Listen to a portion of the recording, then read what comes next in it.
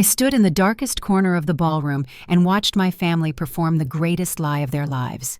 The air in the luxury resort smelled of imported white peonies and expensive perfume. My dress was simple and black.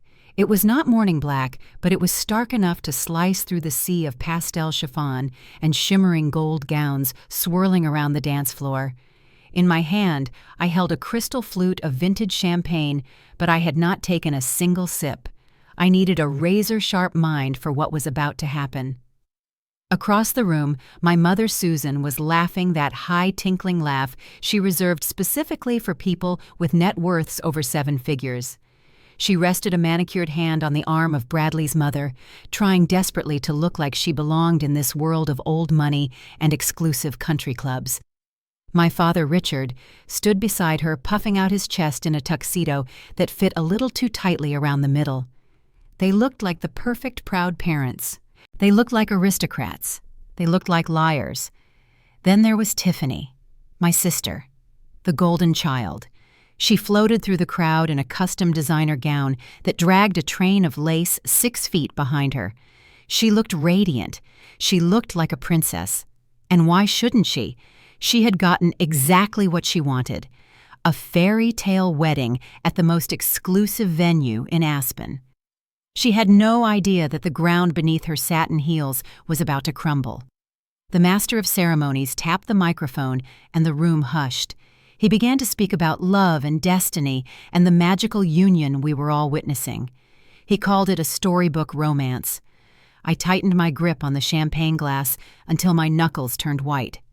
It was a story, all right, but the genre was about to change from romance to crime.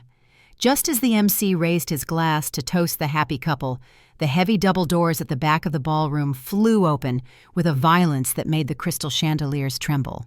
The music cut out instantly. 300 heads turned in unison. Gasps rippled through the crowd like a wave. It was not a surprise guest or a planned performance. Standing in the doorway were the county sheriff and 2 court enforcement officers holding thick manila envelopes. My mother's smile froze into a mask of pure terror. My father dropped his glass, and it shattered on the marble floor. I did not flinch. My sister wanted a royal wedding, and my parents had stolen my future to buy it for her. They had drained my entire education trust fund of $150,000 to pay for this charade. Today, I did not bring a gift. I brought consequences. To understand the magnitude of the betrayal you have to go back 3 years to the day we buried Grandma Rose.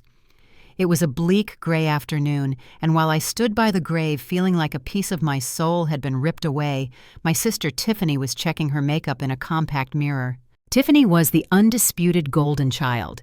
She was the family show pony who had never worked a hard day in her life and treated credit cards like magic wands. I was the invisible daughter. I was the one who spent every weekend for 5 years reading to Grandma Rose and managing her medication while Tiffany was out partying in clubs she could not afford. My parents, Richard and Susan, stood between us. They were not mourning a mother. They were anticipating a payday. They had spent years living dangerously beyond their means to fund a lifestyle that looked impressive on social media, but was rotting from the inside. They desperately needed Grandma Rose's money to keep their illusion alive. After the service, we gathered in the family attorney's office. It was a stuffy room that smelled of old leather and greed. The attorney adjusted his glasses and began to read the final testament. My parents leaned forward with hungry eyes. They expected a massive lump sum they could squander on luxury cars and tropical vacations. They were wrong. Grandma Rose had been sharp until the very end. She knew exactly who her son and daughter-in-law were. She knew they would bleed the estate dry given half a chance.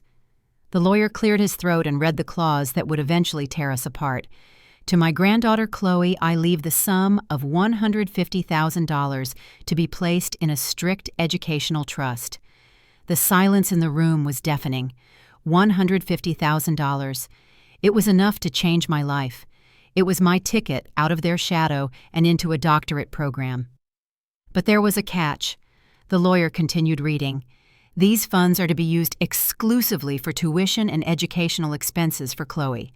Under no circumstances are Richard or Susan to access these funds for personal use without express legal oversight. I saw the color drain from my mother's face. My father's jaw tightened until I thought his teeth might crack. They were furious. They had been bypassed. But because the lawyer was watching, they forced their mouths into tight, unnatural smiles. "That is wonderful," Susan said through gritted teeth. "We are so happy for you, Chloe." It was the first lie of many. Fast forward to 3 months before the wedding day. The acceptance letter to the doctoral program was the only thing I had ever truly wanted. It was my escape route and my validation wrapped in one envelope. I walked into the university bursar's office with my head high. The room was packed with anxious students and parents arguing over payment plans. I reached the front of the line and handed the clerk my debit card to pay the $5,000 deposit that would secure my spot and my faculty housing. The clerk swiped the card. She frowned. She swiped it again with more force. Then she looked at me with a mixture of pity and annoyance that made my skin crawl. "I am sorry," she said. "The card is declined." I laughed nervously. "That is impossible," I said. "There is over $150,000 in that trust account. Please try again." She did not lower her voice. She leaned into her microphone and the sound amplified through the glass partition. "Miss, I am telling you the account is empty. The balance is $0.00." The silence behind me was heavy. I felt the heat rise up my neck like a fever. I grabbed the card and stumbled out of the line while whispers erupted behind my back. I felt like a fraud. My hands shook so hard I could barely dial the bank's number. The representative on the line was polite but lethal. "Yes, the funds were withdrawn yesterday," he confirmed. The transfer was authorized by Richard and Susan as co-signers. They listed the reason as urgent family emergency expenses. I sank onto a concrete bench outside the office. My parents had used a loophole I forgot to close. They were still on the account from when I was 18. Urgent family emergency. The phrase echoed in my head. Was someone dying? Was the house burning down? My phone buzzed in my lap. It was a notification from Instagram. Tiffany had just posted a new photo. She was standing on a podium in a bridal boutique surrounded by fawning assistants. She wore a massive Vera Wang ball gown with layers of silk tulle. The caption read, "Found the one," followed by a diamond ring emoji. I knew that dress. I knew that designer. The cost of that gown was exactly $15,000. That was the exact amount of my first semester tuition. There was no emergency. There was only a dress. I tore into the driveway of my childhood home with the engine of my sedan screaming. I grabbed the stack of bank statements from the passenger seat and marched to the front door. I did not knock. I threw the door open and was immediately assaulted by the scent of fresh floral decay. The living room had been transformed into a greenhouse. Every surface was covered in vases of pale pink peonies. I knew these flowers. They were imported from Holland and they cost $20 a stem.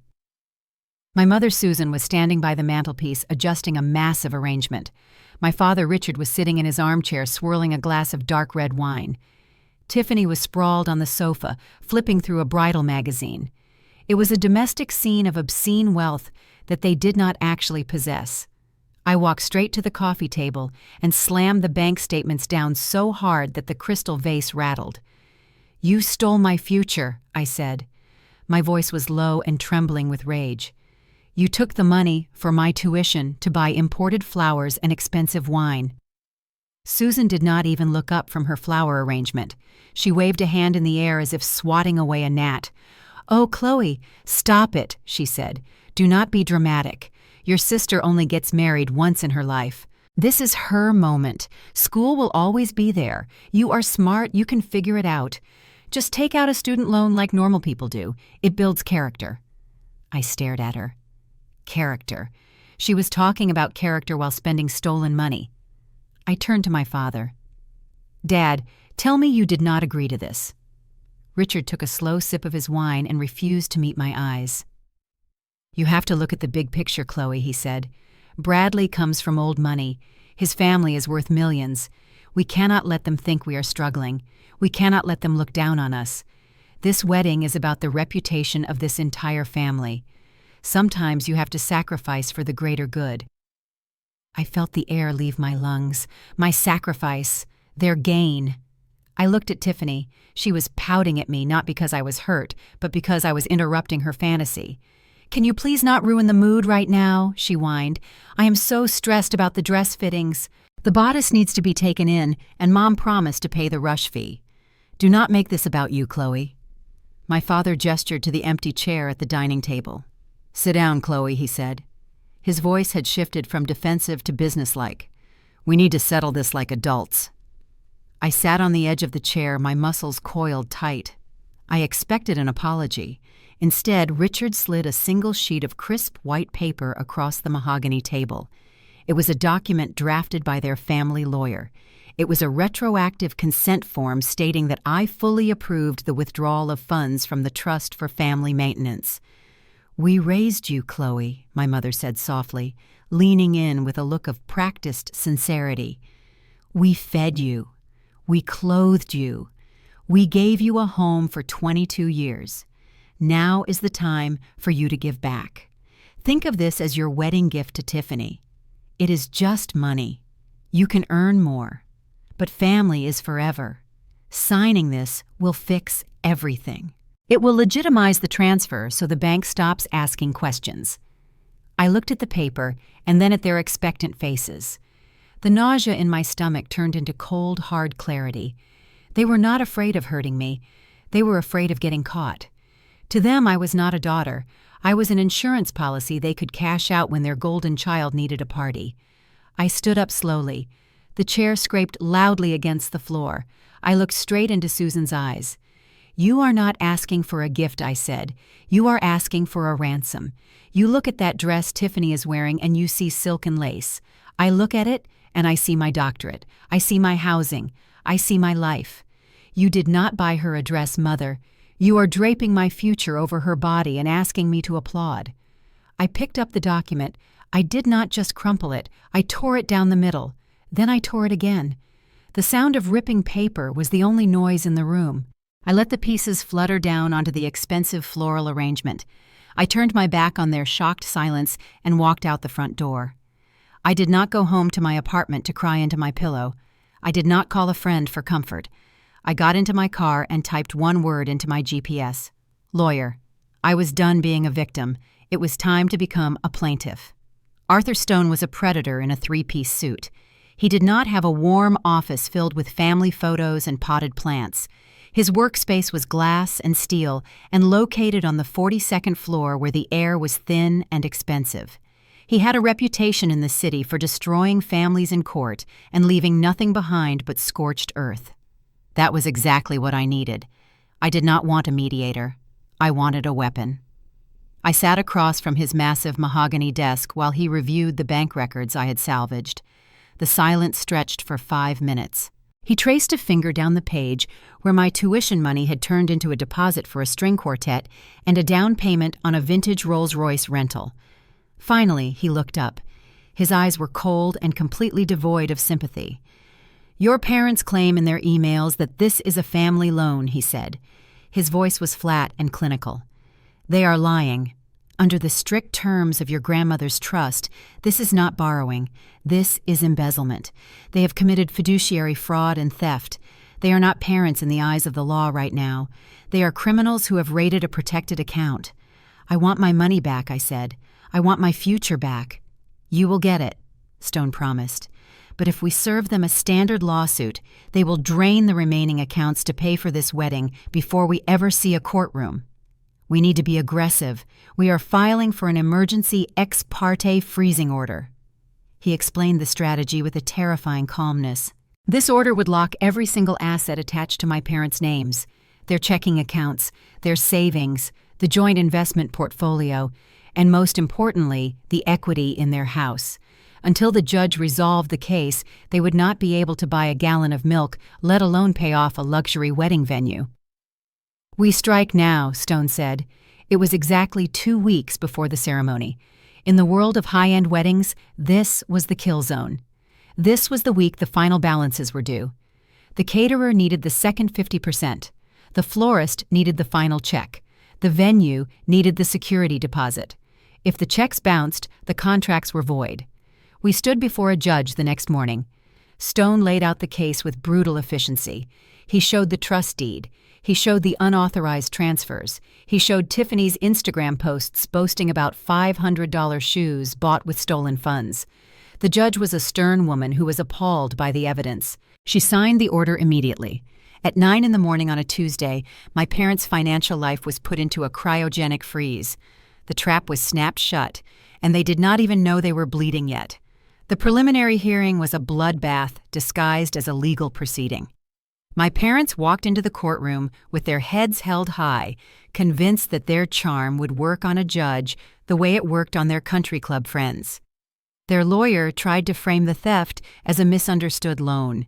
He argued that the wedding was a vital investment in the family brand and that Tiffany's marriage to a wealthy heir would eventually benefit everyone, including me. It was a sickening display of delusion. Arthur Stone did not bother to argue with them. He simply walked to the bench and presented a binder thick with financial records. He called them the receipts of vanity. He opened the binder and began to read aloud. His voice echoed off the wood-paneled walls. Item 1. $15,000 transferred to a bridal couture salon for a custom gown. Item 2. $8,000 paid to a luxury resort in Cabo San Lucas for a bachelorette weekend. Item 3. $5,000 paid to the Golden Glow Med Spa for cosmetic treatments for Susan. Stone paused and looked directly at my mother. He let the silence hang there. You liquidated a trust fund meant for tuition, so you could look younger in photographs. The judge was a woman in her 60s with a face carved from granite. She looked at the receipts, and then she looked at my parents with pure, unadulterated disgust. She did not see a loving family. She saw parasites. She slammed her gavel down with a sound that made my father flinch. The court finds the defendants liable for gross misappropriation of funds, she ruled. Richard and Susan, you are ordered to repay the full sum of $150,000 plus statutory interest within 30 days. Failure to comply will result in the immediate seizure and liquidation of your primary residence. Furthermore, any further spending on this wedding event from frozen assets or credit will be considered a criminal act of dissipating assets. You are warned. My parents turned the color of ash. They stumbled out of the courtroom looking like they had been physically beaten, but as we reached the corridor, I saw the panic in their eyes shift back to stubborn pride. They were trapped. They could not pay me back without selling the house, but they could not cancel the wedding without admitting to the wealthy Bradley family that they were frauds. So they made the most dangerous choice of all. They decided to gamble. They would ignore the judge. They would use secret credit cards to pay the remaining vendors. They would pray I did not find out. They were wrong. The wedding day arrived with the subtlety of a coronation. The Aspen Ridge Resort had been transformed into a winter wonderland of white orchids and crystal ice sculptures. It was breathtaking. It was also illegal. My parents had defied the court order with a reckless desperation that bordered on insanity. They had utilized predatory high-interest loans and secret credit cards to pay the final vendor balances. They were effectively burning down their financial house to keep the party lights on for one more night. Tiffany stood in the center of the ballroom looking like the princess she always believed she was. She was laughing and spinning in the $15,000 gown that represented my first year of tuition. She was completely oblivious. She truly believed this was her due. Beside her stood Bradley, looking handsome and naive. He looked at my family with respect. He thought he was marrying into a dynasty of stability and class. He had no idea he was signing a contract with a family of grifters who were drowning in debt. So I entered the ballroom quietly.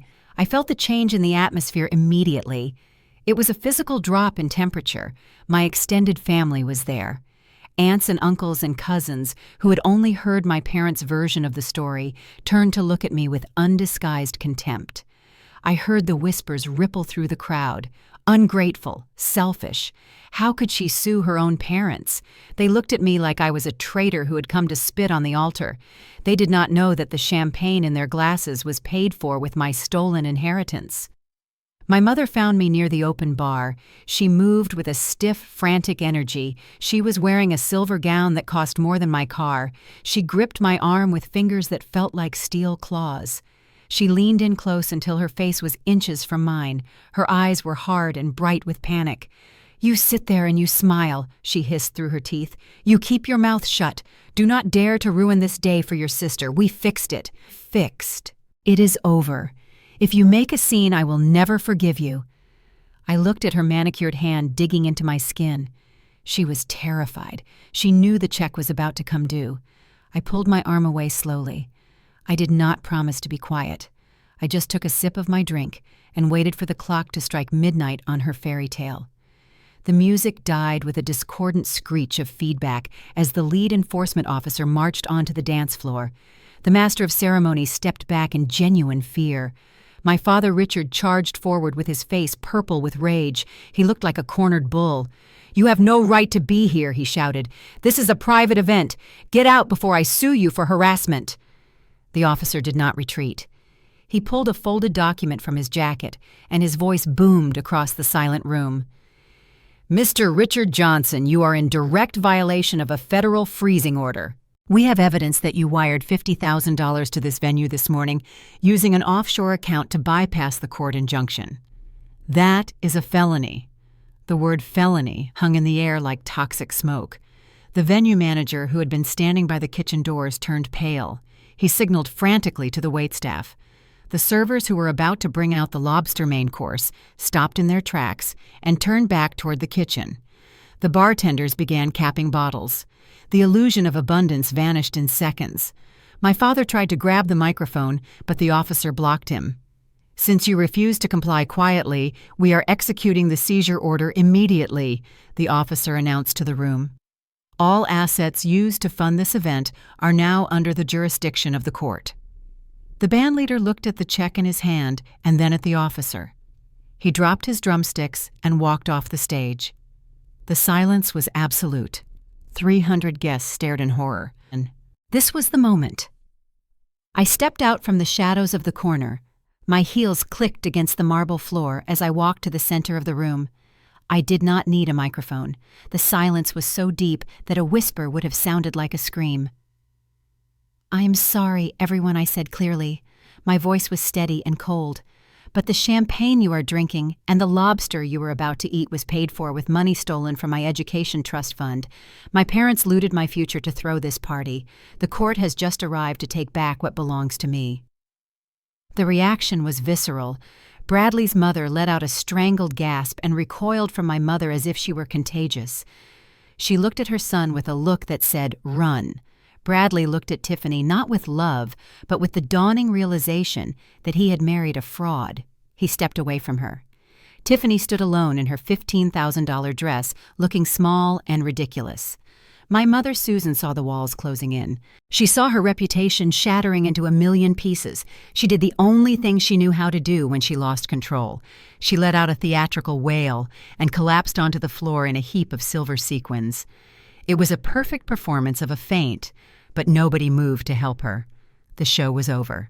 The fallout from the wedding was immediate and absolute. The Bradley family did not just walk away from the marriage. They ran. His mother threatened to sue for emotional distress and fraud if my parents ever contacted them again. The annulment was filed the very next morning. Bradley blocked Tiffany on every social media platform and vanished back into his world of trust funds and country clubs, leaving her behind like a discarded accessory.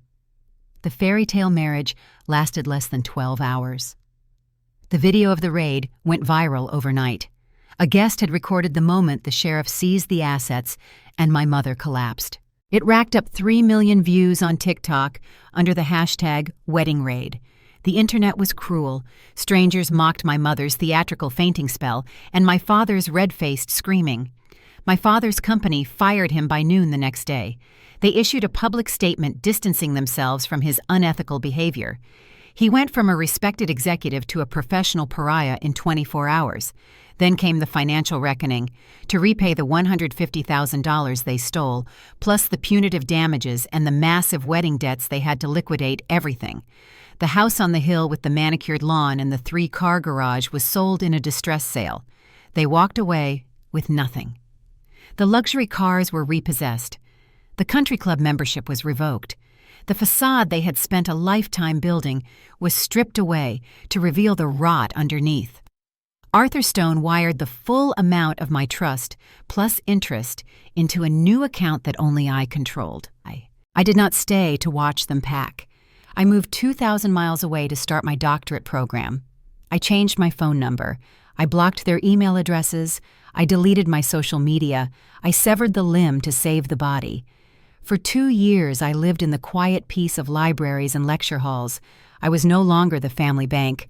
I was just Chloe. 2 years later, I had to return to town to sign the final release papers for the trust closure. Curiosity got the better of me. I drove past the address listed on their court filings. It was a grim apartment complex on the edge of the industrial district. The paint was peeling, and the parking lot was full of potholes. I saw them from the safety of my car. My mother, Susan, was walking from the bus stop carrying 2 heavy plastic bags from a discount grocery store. She wore a faded coat and comfortable shoes. The expensive cosmetic treatments had worn off, and the gray roots were visible in her hair. She looked tired and defeated. My father, Richard, sat on the concrete stoop, smoking a cheap cigarette. He looked small. The arrogance was gone, leaving only a bitter old man staring at the pavement. Then I saw Tiffany. She was exiting a rusted sedan, wearing a stained polyester waitress uniform. She looked exhausted. She was shouting something at our father, and he waved her off dismissively. The golden child was finally learning what it meant to work for a living.